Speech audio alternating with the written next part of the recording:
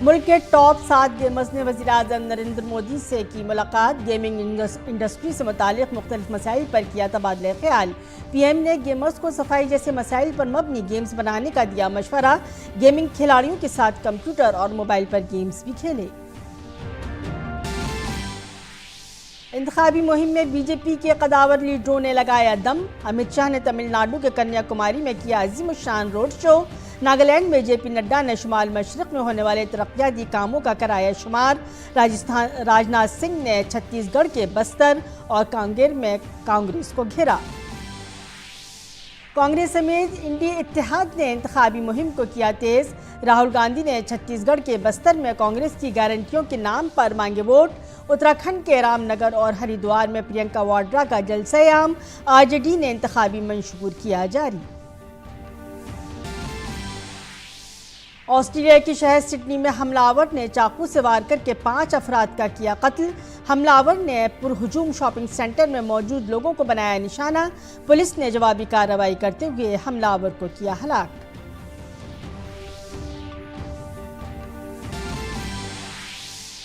Rameswaram cafe धमाके के दोनों अहम मुल्जिमान 10 दिन के लिए एनआईए की तहवील में भेजे गए। बेंगलुरु की खुसूसी एनआईए अदालत ने उन्हें हिरासत में भेजने का दिया हुक्म। एनआईए को सीसीटीवी से मिले कई नए शवाहिद।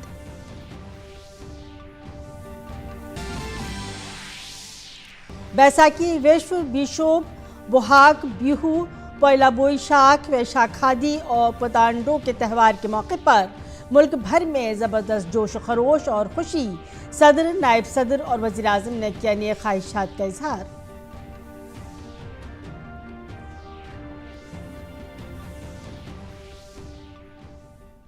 आदाब 5:30 के खबरनामे में आपका खैर मकदम है। मैं हूं सबिया खान। खबरें तफसील से। वज़ीर-ए-आज़म नरेंद्र मोदी ने गेमिंग इंडस्ट्री से वाबस्ता 7 सरकर्दा लोगों से इस सनत की नई सरगर्मियों के बारे में बातचीत की है। गुफ्तगू के दौरान वज़ीर-ए-आज़म ने कहा कि मौजूदा हुकूमत ने गेमर्स की तख्लीकी सलाहियतों को पहचान दी है। वज़ीर-ए-आज़म ने गेमर्स के साथ अपनी बातचीत की वीडियो भी सोशल मीडिया पर शेयर की है। वज़ीर-ए-आज़म मोदी ने कहा कि लोगों को इस शोबे में आगे बढ़ना चाहिए और गेमिंग इंडस्ट्री को बाकायदा बनाने की ज़रूरत है। वज़ीर-ए-आज़म ने कहा कि हुकूमत मुल्क में गेमिंग और ई स्पोर्ट्स इंडस्ट्री की मदद और तरक्की में मदद करने के तरीके तलाश करेगी। तीर्थ मेहता, पायल धर्रे, अनिमेश अग्रवाल, अंशु बशिट, नमन माथुर, मिथिलेश पटंगर और गंगेश गंगाधर समेत सभी गेमर्स ने कहा कि सत्य, इंटरनेट और मेक इन इंडिया जैसे इक़दाम से नया मवाद तैयार हो पाया है जो दुनिया में कहीं नहीं है। वज़ीर-ए-आज़म ने भारतीय अफसानवी कहानियों और मौसमियाती तब्दीली पर मबनी खेल शुरू करने का मशवरा दिया। वज़ीर-ए-आज़म ने गेमिंग और जुए में फ़र्क पर भी गुफ्तगू की। दुनिया आज एक बहुत बड़ी चर्चा करती है ग्लोबल वार्मिंग की, क्लाइमेट के इश्यूज हैं। दुनिया में अलग अलग तरीके अपनाए हैं। मैंने दुनिया के सामने अलग विषय रखा है।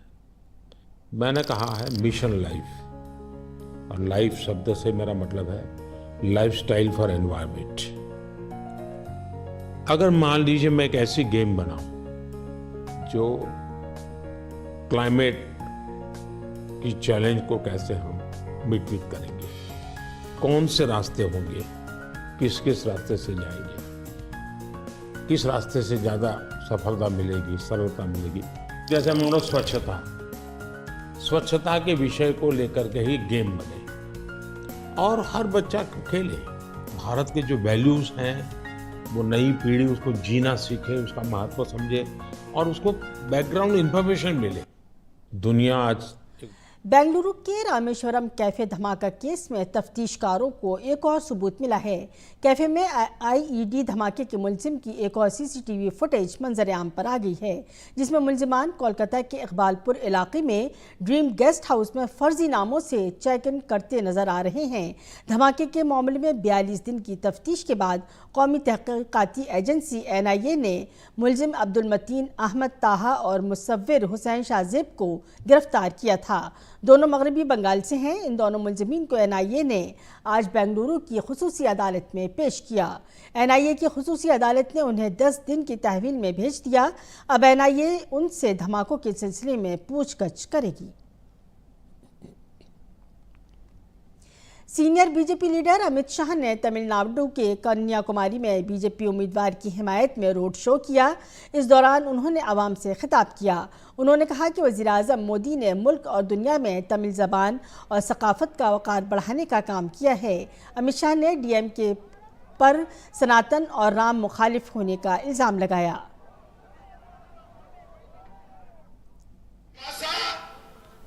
तमिल संस्कृति और तमिल गौरव को पूरे देश में और दुनिया में आगे बढ़ाने के लिए हमारे नेता नरेंद्र मोदी जी ने बहुत काम किया है। डीएमके पार्टी ने सनातन धर्म और अयोध्या में राम मंदिर का विरोध कर करोड़ों तमिलों के मन को दुख पहुंचाया है। बीजेपी सदर जेपी नड्डा ने आज नागालैंड में एक इंतखाबी रैली से खिताब किया। नड्डा ने कहा कि कांग्रेस ने कई दहाइयों तक नागालैंड को नजरअंदाज किया। उन्होंने कांग्रेस पर सिर्फ वोट की सियासत करने का इल्जाम लगाया।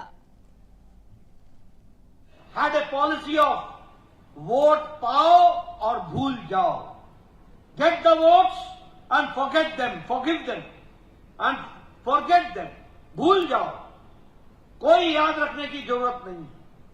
इस तरीके की लंबी समय तक पॉलिसी चलाई और यही वजह है कि आज हमारे कांग्रेस के प्रत्याशी चुनाव तो लड़ रहे हैं और चुनाव तो लोकसभा का लड़ रहे हैं, लेकिन विधानसभा में एक भी सीट हाथ में नहीं है, not even a single seat. Lok Sabha इंतखाबात के लिए कांग्रेस की मुहिम जारी है। पार्टी लीडर राहुल गांधी ने छत्तीसगढ़ के बस्तर में एक जलसे आम से खिताब किया। उन्होंने कांग्रेस की इंतखाबी गारंटियों का शुमार कराया। नई योजना लाए, चुनाव जीतने के एकदम बाद ये शुरू हो जाएगी। इसको हमने महालक्ष्मी योजना नाम दिया। जो भी गरीबी रेखा से नीचे है उन सब की हम लिस्ट बनाएंगे और हर परिवार में हम एक महिला को चुनेंगे। उस महिला के बैंक अकाउंट में 8,500 रुपए हमारी सरकार डालेगी। बिहार में राष्ट्रीय जनता दल ने लोकसभा इंतखाबात के लिए अपने मंशूर में मुल्क में हर साल 1 करोड़ सरकारी नौकरियां और गरीब खानदानों की खवातीन को हर साल 1 रुपये देने का वादा किया है। आरजेडी लीडर तेजस्वी प्रसाद यादव और पार्टी के दीगर सीनियर लीडरों ने आज पटना में पार्टी का परिवर्तन पत्र के नाम से मंशूर जारी किया। पार्टी ने वादा किया है कि अगर इंडी इत्तेहाद इक़्तिदार में आता है तो बिहार को खुसूसी रियासत का दर्जा दिया जाएगा। मंशूर में 24 अवामी वादों को पूरा करने के अज़्म का इजहार किया गया है। तेजस्वी यादव ने कहा कि 200 यूनिट मुफ्त बिजली और 500 रुपये का LPG सिलेंडर भी दिया जाएगा। पार्टी ने MS स्वामीनाथन कमेटी की सिफारिशात के मुताबिक 10 फसलों पर नई इमदादी कीमतें नाफिज करने और मरकजी नीम फौजी दस्तों के जवानों को शहीद का दर्जा देने का वादा भी किया है। परिवर्तन पत्र हम लोगों ने रिलीज किया है, यानी 24 में 24 जन वचन हम लोग लेकर के आए हैं और जो 24 जन वचन है ये हमारा कमिटमेंट है, प्रण है। और हम लोग जब कोई बात कहते हैं तो उसको करके दिखाते हैं। हम लोगों ने 20 में जो मुद्दे लाए उस सारे मुद्दों को 17 महीने में हम लोगों की कोशिश रही कि सारे मुद्दे को हम लोग पूरा करें। एनडीए पार्टियों ने आरजेडी के इंतखाबी मंशूर पर तनकीद की है। बीजेपी और लोक जनशक्ति पार्टी यानी रामविलास ने आरजेडी के वादों को हवाई करार दिया। बोल देना, बोलने में क्या दिक्कत है? क्या किया बिहार में? खाली परिवार को नौकरी दी, राजनीतिक नौकरी, सम्मान दिया, मंत्री बनाया, उप मुख्यमंत्री बनाया, पत्नी को बनाया मुख्यमंत्री, और बात करते हैं 1 करोड़ को नौकरी देंगे। हाँ, एक मॉडल है, जमीन दो नौकरी लो, वही मॉडल चलेगा क्या? जब जब सत्ता में आए हैं तब तक भ्रष्टाचार किया है नौकरी देने में थोड़ी, और आज 1 करोड़ का झांसा दे रहे हैं।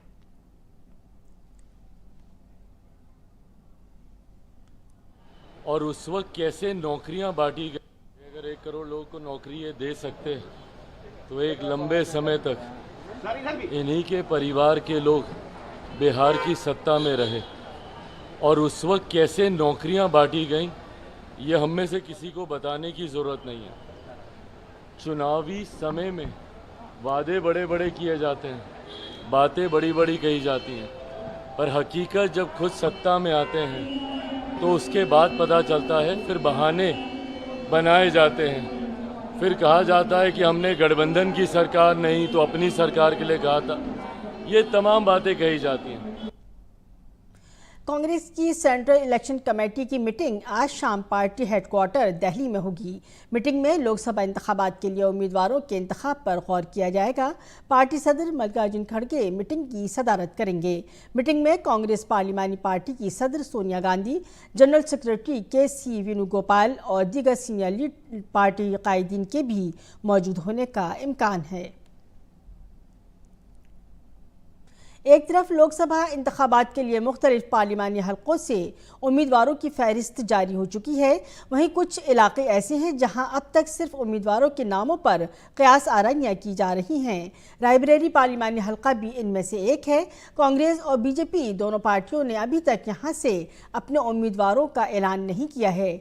आम लोगों का ख्याल है कि दोनों पार्टियां एक दूसरे के उम्मीदवार के ऐलान का इंतजार कर रही हैं ताकि मैदान में सख्त मुकाबला हो सके। हमारे नुमाइंदे ने इस मौजू पर मकामी लोगों से बातचीत की। लोग ये चाहते हैं कि जल्द से जल्द भाजपा जो है अपना प्रत्याशी घोषित करे और साथ में कांग्रेस भी अपना कोई अच्छा उम्मीदवार यहाँ से घोषित करे, ताकि जो ये असमंजस की स्थितियाँ हमारे लोगों के मन में बनी हुई हैं वो थोड़ी स्पष्ट हो जाएं। कांग्रेस पार्टी को कोई ना कोई प्रत्याशी जो है घोषित कर देना चाहिए था। जहाँ तक बीजेपी की बात है तो इनका तो पूरे देश में ये प्रचार रहा है कि हमारा प्रत्याशी नहीं, हमारा जो कमल का निशान है वही हमारा प्रत्याशी है। भारतीय जनता पार्टी सोच रही कि कांग्रेस पहले घोषित करे और कांग्रेस सोच रही कि भारतीय जनता पार्टी अपना प्रत्याशी घोषित करे। इसमें रायबरेली के मतदाताओं के सामने एक असमंजस की स्थिति है। बीजेपी अपने एजेंडे के अनुसार ही अपना प्रत्याशी यहाँ पर लाएगी। कांग्रेस बड़ी विचित्र ओफो की स्थिति में है। बीजेपी के सीनियर लीडर और मरकजी वजीर अनुराग ठाकुर ने मध्य प्रदेश के पांढरना में एक प्रेस कॉन्फ्रेंस में अपोजिशन इत्तेहाद को निशाना बनाया। उन्होंने कहा कि अपोजिशन इत्तेहाद की जमातों के दरमियान हम आहंगी का बड़ा फुकदान है। गठबंधन की रैली होती है तो जो राजनीति में नहीं वो महिला आकर घोषणा कर देती हैं 6 गारंटी की। उनका काम केवल इतना है, वो कट्टर बेईमान अरविंद केजरीवाल जी की धर्मपत्नी है, किसी पद पर नहीं है। लेकिन वो गठबंधन की रैली में अपना गारंटी देकर चले जाती है। ममता बनर्जी जी अपना घोषणा पत्र लेकर आ जाती है। अब लालू प्रसाद यादव जी, तेजस्वी जी अपना घोषणा पत्र लेकर आ जाते हैं। अरे टुकड़ों टुकड़ों में घोषणा पत्र आ रहा है, ये कैसा गठबंधन है। अनुराग ठाकुर ने कहा कि कांग्रेस ने हमेशा डॉक्टर बाबा साहेब अम्बेडकर की तौहीन की है, वहीं बेंच तीर्थ बनाने का काम बीजेपी के दौरे हुकूमत में हुआ है। पूर्वजों ने बाबा साहब अम्बेडकर को प्रताड़ित भी किया, अपमानित किया, चुनाव भी हरवाए। इस कांग्रेस पार्टी ने सब किया।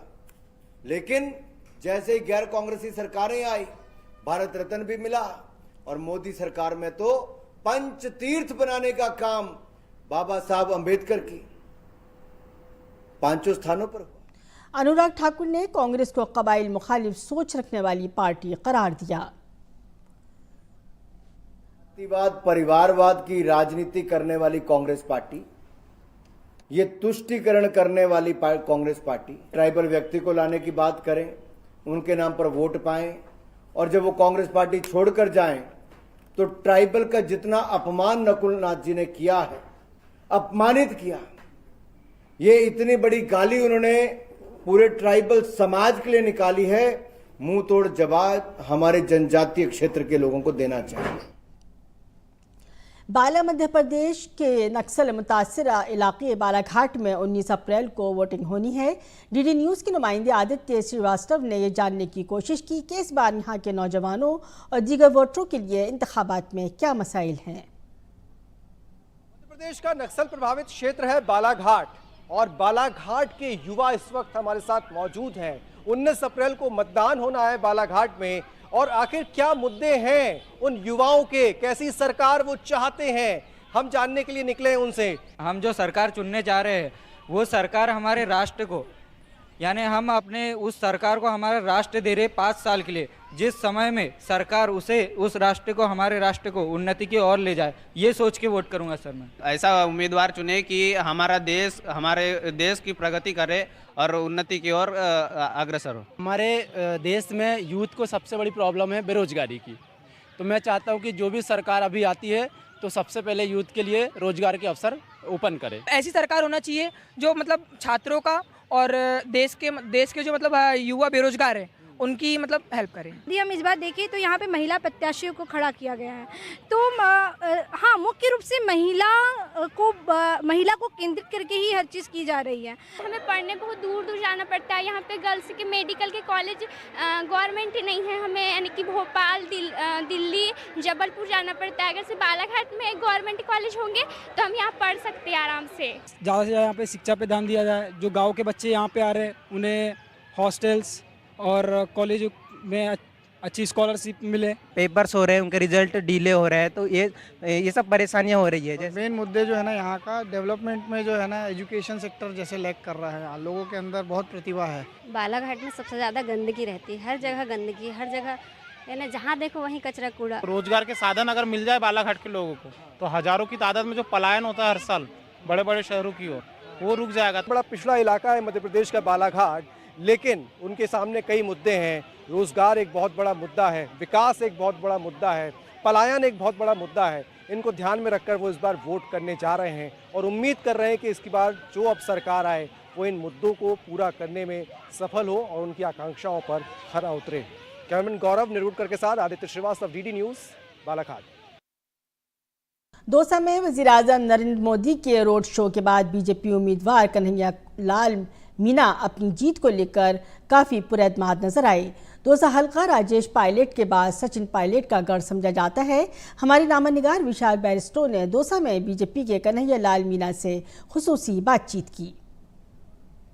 दौसा में और मेरे साथ है बीजेपी के कैंडिडेट कन्हैया लाल मीणा। 19 तारीख को चुनाव होने जा रहा है और दौसा पहले ही फेज में चुनाव करेगा, मतदान करेगा।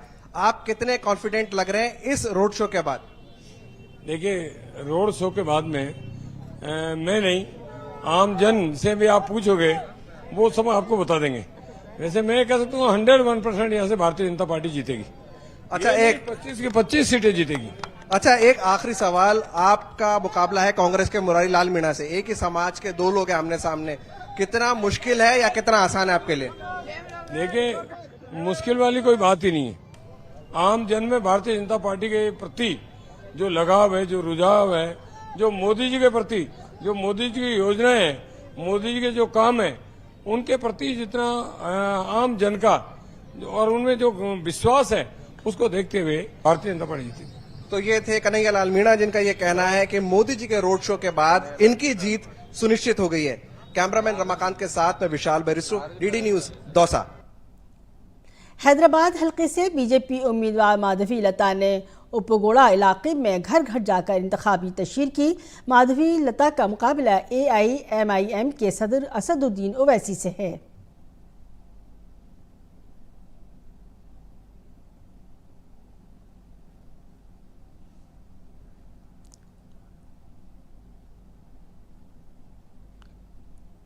इंतखाबी मुहिम के दौरान सहाफ़ियों से बात करते हुए बीजेपी उम्मीदवार ने ओवैसी को निशाना बनाया। उन्होंने CAA से मुताल्लिक़ ओवैसी के बयान पर तनकीद की। G needs to explain what is CAA according to him is and what CAA according to the existing central government's definition. Unfortunately, every time Asad G wanted to manipulate the law, the acts, and whatever the central party, if it is non-Congress. to their own benefit, just because the people in Hyderabad Lok Sabha Parliament are unaware of the technical terminologies and how deep they are defined. AIMIM के सदर असदुद्दीन ओवैसी ने हैदराबाद में door to door इंतखाबी मुहिम चलाई। इस मौके पर उन्होंने कहा कि इस इलेक्शन में तेलंगाना में हमारा किसी के साथ कोई इत्तेहाद नहीं है। हमें अपनी मेहनत पर यकीन है। मुझे उम्मीद है कि हमारे उम्मीदवार कामयाब होंगे।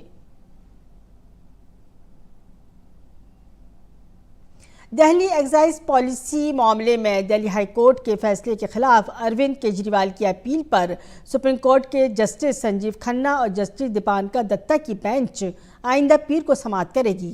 दिल्ली हाई कोर्ट ने एक्साइज पॉलिसी में बदउनवानी के मामले में ईडी की गिरफ्तारी को चैलेंज करने वाली केजरीवाल की अर्जी को मुस्तरद कर दिया था।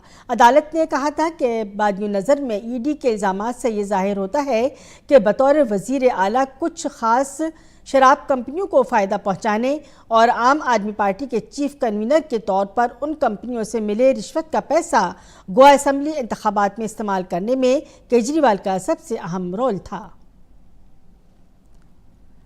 आम आदमी पार्टी के लीडर और दिल्ली हुकूमत में वजीर गोपाल राय ने सरकारी एजेंसियों पर हिज़्ब इख्तिलाफ की जमातों को परेशान करने का इल्ज़ाम लगाया है।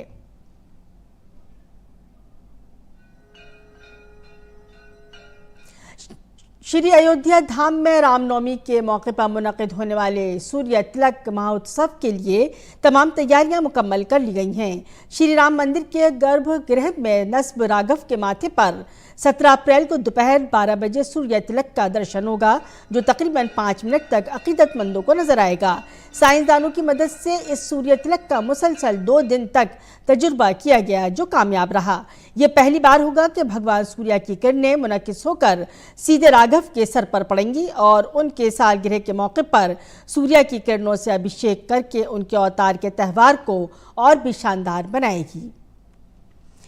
चैत्र नवरात्रि का आज 5वां दिन है। 5वें दिन मां दुर्गा के सकंद माता की शक्ल की पूजा की जाती है।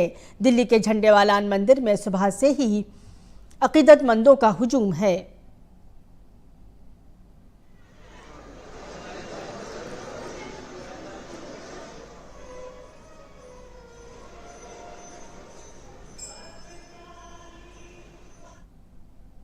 मुल्क भर में आज बैसाखी का त्यौहार जोश खरोश से मनाया जा रहा है। दिल्ली में बैसाखी के मौके पर आशीर्वाद लेने के लिए अकीदतमंद गुरुद्वारा बंगला साहिब पहुंचे।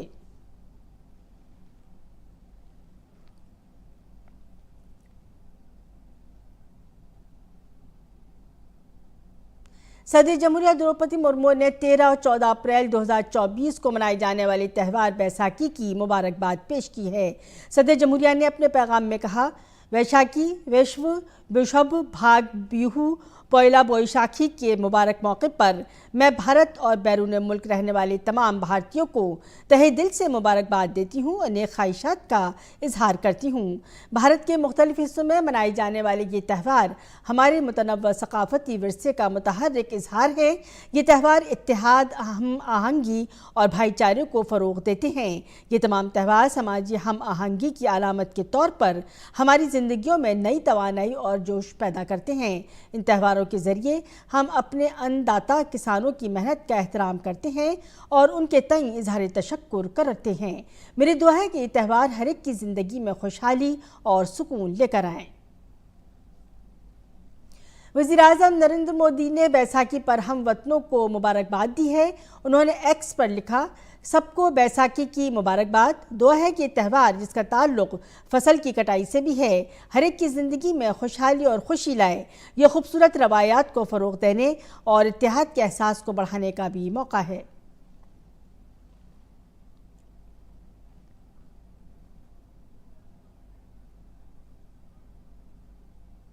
मरकज़ी वज़ीर दाखिला अमित शाह ने सोशल मीडिया प्लेटफॉर्म एक्स पर बैसाखी की मुबारकबाद दी है। उन्होंने कहा, बैसाखी के मुक़द्दस त्यौहार पर सबको दिली मुबारकबाद। जोश और खुशी की अलामत वाले इस त्यौहार पर मैं हर एक के लिए खुशी, खुशहाली और अच्छी सेहत की ख्वाहिश करता हूँ।